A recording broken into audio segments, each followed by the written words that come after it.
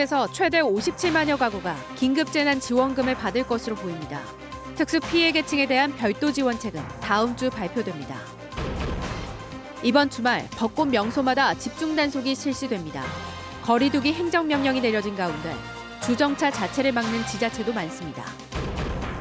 총선을 앞두고 엄마 유권자들이 모였습니다. 육아와 교육 등에 다양한 바람을 쏟아냈습니다. 여러분 안녕하십니까? 계속해서 충북 지역 뉴스입니다. 정부 긴급재난지원금의 대상자 선정 기준이 확정됐습니다. 충북에선 최대 57만여 가구가 해당될 것으로 보이는데요. 충청북도는 특수 피해 계층에 대한 별도의 자체 지원책을 다음 주에 발표하기로 했습니다. 조미애 기자입니다. 정부 긴급재난지원금은 국민 소득 하위 70% 이하를 대상으로 4인 가구 이상 기준 100만 원이 지급됩니다. 가구당 본인 부담 건강보험료 합산액을 기준으로 하는데 직장 가입자, 지역 가입자, 혼합에 따라 기준표가 다릅니다. 1인 가구는 약 8만 8천 원, 2인 가구 15만 원, 3인 가구 19만 5천 원, 4인 가구 23만 7천 원 이하면 지원 대상이 됩니다. 앞서 충청북도는 추경으로 확보한 재난생활비 1,055억 원을 이중 지원하지 않고 정부 긴급재난지원금의 지자체 부담분 20%로 대체하겠다고 밝힌 바 있습니다. 지역 편차를 감안하면 도내에선 전체 72만 2천여 가구 가운데 54만에서 57만여 가구가 해당될 것으로 추정됩니다.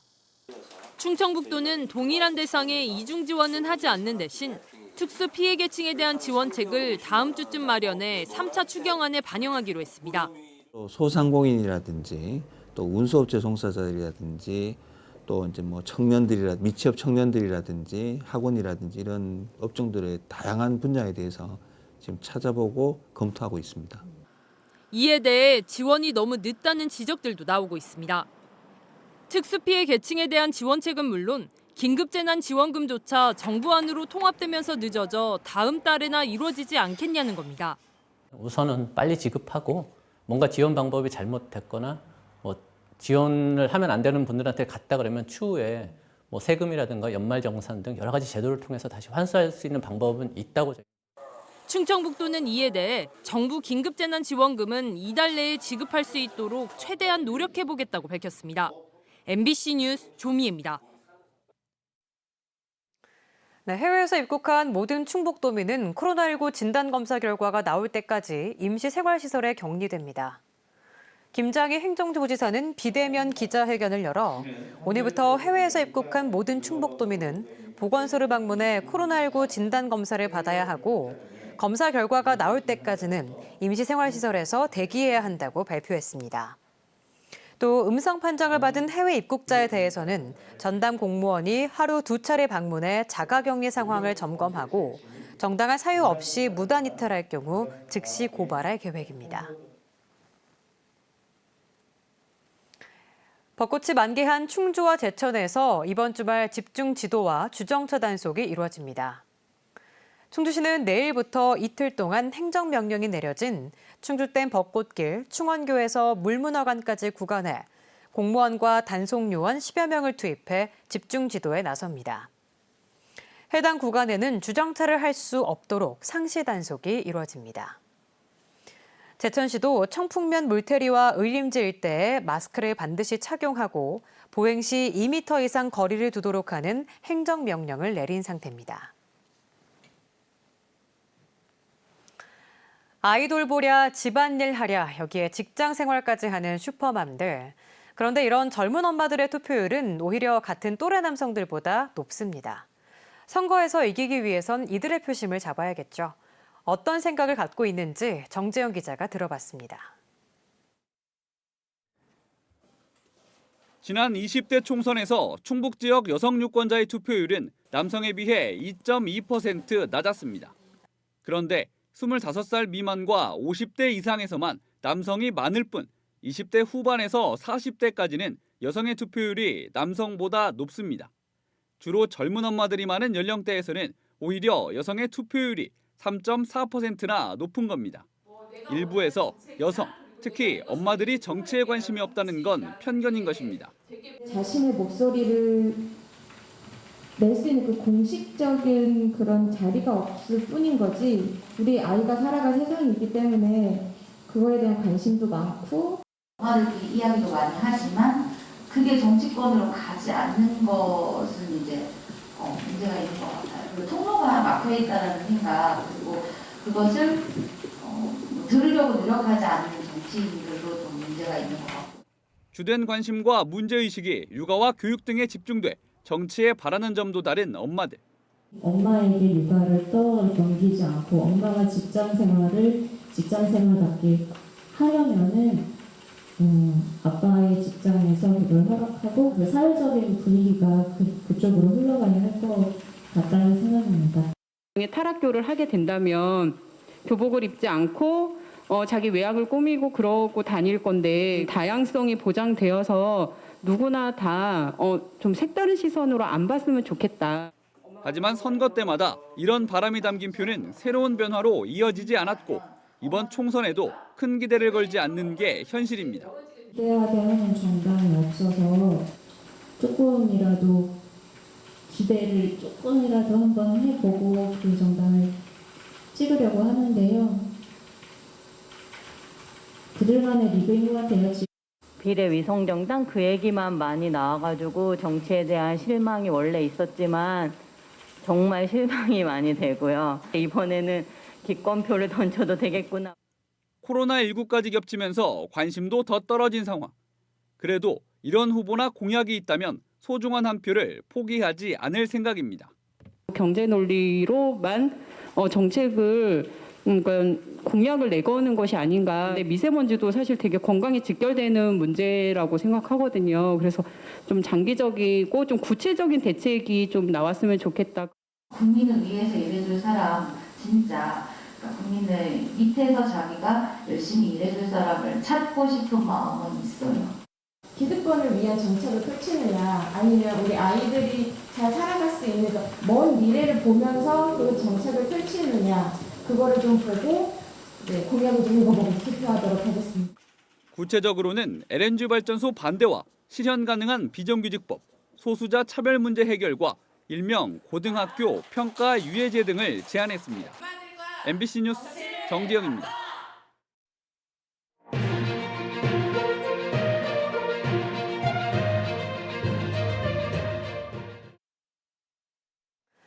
네, 선거구별 후보자들의 공약을 살펴보는 시간, 오늘은 청주 상당입니다. 최근 발빠른 변화가 시작됐지만 상대적으로 개발이 더딘 도농복합지역이었는데요. 각 후보들의 진단과 처방을 한번 비교해 보시죠. 심충만 기자입니다. 각종 문화재가 몰려있는 청주 원도심과 옛 청원의 농촌이 공존하는 청주시 상당구. 비교적 더딘 개발로 사람이 떠나고 역사만 쌓인 옛 골목들이 유독 많은 곳입니다.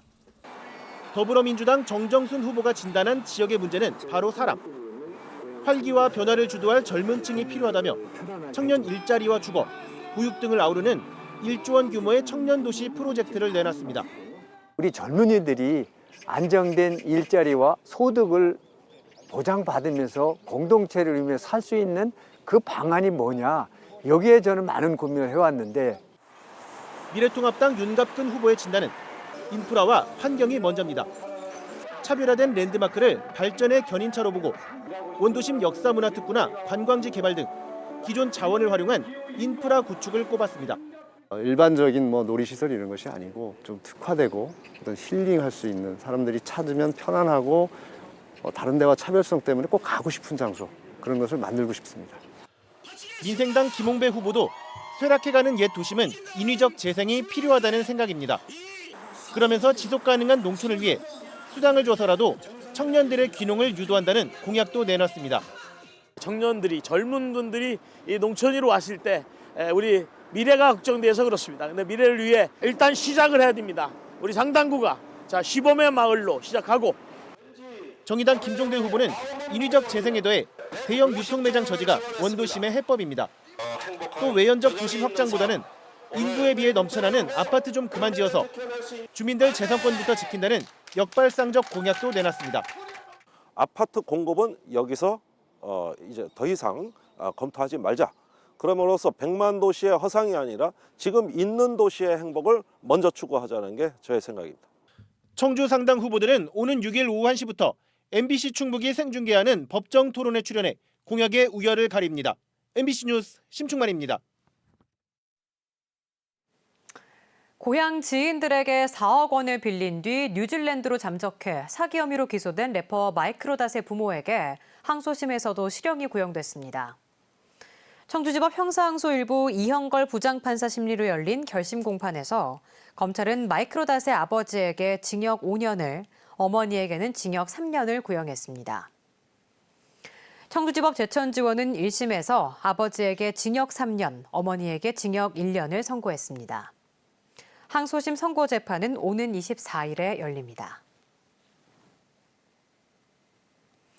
제천 서울병원이 충북대병원에 이어 두 번째로 충북 지역 코로나19 중증 응급진료센터로 지정됐습니다. 응급 환자 가운데 열이 나거나 코로나19 의심 증상이 있어 다른 병원에서 치료를 거부하는 환자를 받을 수 있도록 별도의 진료 공간과 격리병상 5개를 설치했습니다.